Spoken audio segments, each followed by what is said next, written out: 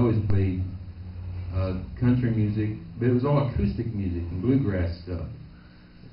And I'd never heard electric guitar except on TV, but never paid much attention to it, you know. And I thought, man, what is this guy doing? He was doing Rolling Stones. He was doing Elvis Presley. He was doing the Beatles. He was doing stuff that my dad did not like a whole lot. He did White Lightning. Yeah, he was doing Wipeout too. Yeah. And I thought, man, I gotta learn this stuff. I was 9 years old, and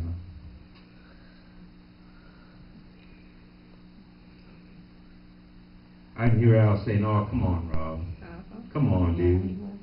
And so I was 9 years old, and he said, I'll teach you how to play."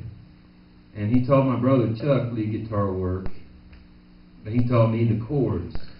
And I didn't want to learn chords. I didn't want to learn rhythm. I wanted to learn how to play lead, you know. And I wanted to learn stuff like.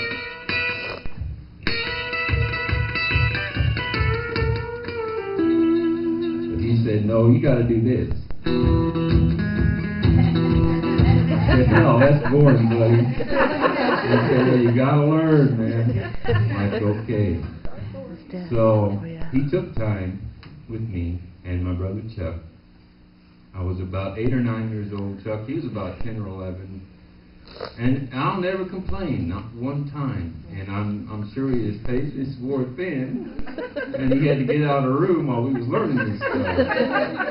And he showed us up, and he said, "Now you work on that, and then I'll see you later." You know, we come back, and then, but the whole gist of it is, it's because of Al that I learned how to write music. I asked him, "How do you write songs?" And he said, "Well, I'll show you how I write songs." He took a model car that I had in my bedroom, he set it down on the table, got the guitar out, and he started writing a song about this car. And I'm thinking, how are you doing this, man? He said, "I just do it." But he taught me that, to play by ear, not so much of reading music, but to feel music. And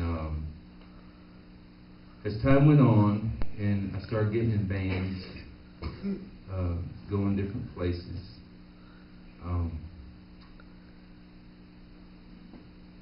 I hear Al saying again, "Come on, Rob, come on, dude." Going different places, I got to meet Johnny Cash's sister, shook her hand. She invited me to Nashville to play music with her and her band. And other times I met, in 2007, I went to Nashville with a friend of mine. And I met a musician by the name of Bobby Seymour, who has a steel guitar store there. He played music with Elvis Presley, and he did the steel guitar work on Blue Hawaii and different songs that he did. And phenomenal person, just, man, wow. And time goes on, and he tells me, he said, "Rob, I'd like to see you move to Nashville because I think that people would like the music that you've written." And in all honesty, while he's telling me this, I'm thinking about Al, because that's where it started. You know, it was at Mom and Dad's house. And as much as I, to this day, love my dad didn't have the influence on me that Al did, because the way Al played music, just the way he did it, man. He had electric guitar. My dad, I saw my dad play Al. He played fiddle, phenomenal musician. But I saw Dad pick up electric guitar, and I'm not discrediting him or anything, but he was like, "What is this, man?" He's like, I'm like, "Dad, come on, man, play like Al." I don't need that stuff. But it was all good. And I played music with musicians.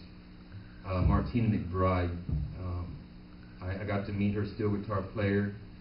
I played music with several entertainers' bands. met him. I played music with one of the fellas that was with Chet Atkins for a while.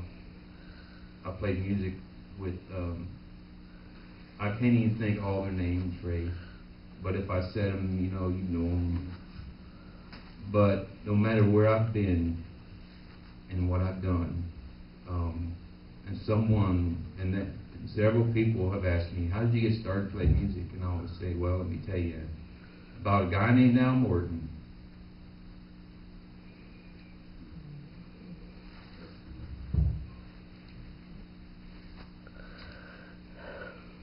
He took time with a 9-year-old boy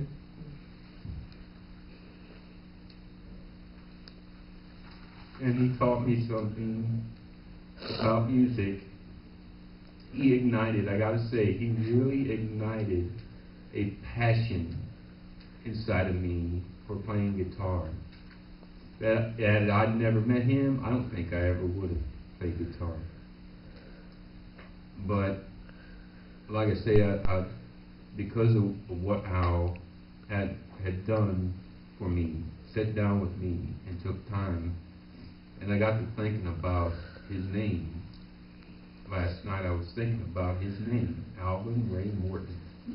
His initials is ARM, A-R-M.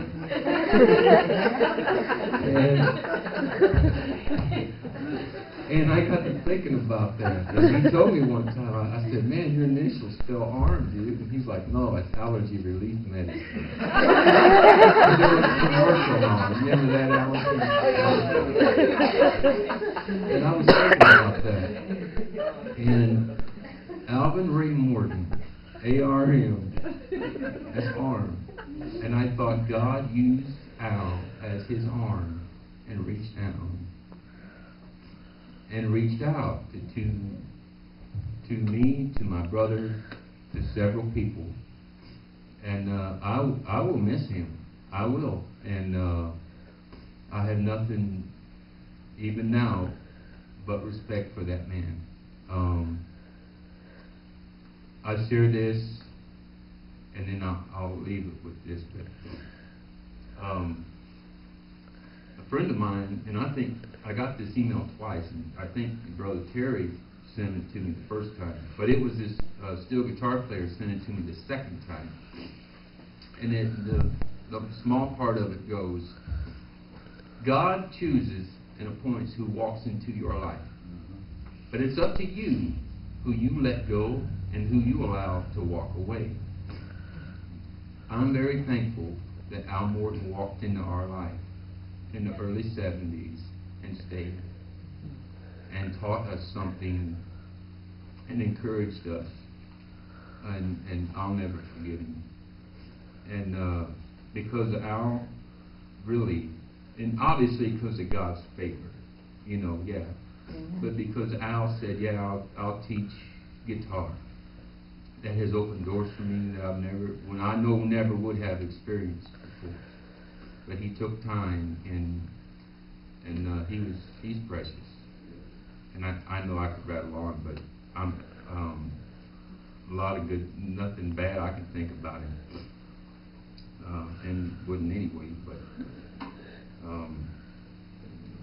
that's how I remember him. He was a giver. He wasn't a taker.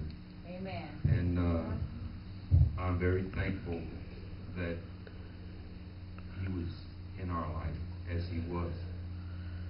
So, amen. Yes. Amen. Yeah.